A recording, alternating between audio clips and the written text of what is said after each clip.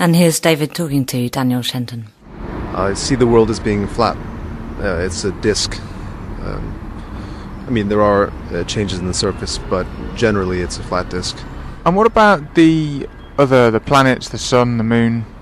I'm not sure about them. It seems to me from the evidence that I've seen that they're probably spheres, but it's definitely not proven, I think.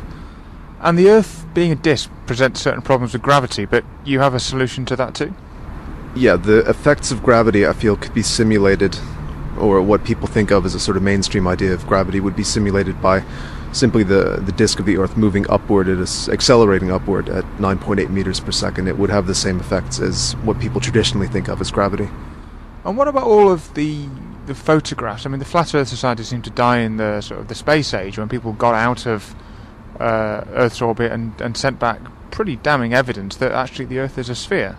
As far as the evidence of the space age, I would say that anything like that could have been easily faked. Especially with the technology we have today, you can simulate alien worlds, ghosts, demons, massive battles of orcs, and anything else you want. I don't think that proves much of anything. But why would people do it? Why would people go to the effort of this giant, I presume you think it's a giant global conspiracy to cover up the fact the Earth is flat? Why would they do that? There probably are financial motives behind it, and I don't think the conspiracy needs to be as global as you would think. If you get pockets of conspiracy, most people aren't going to look into it very much. They're not going to investigate it, and they'll just accept these things at face value, that the Earth is a sphere. Not everyone needs to actually be part of it for this to propagate pretty quickly.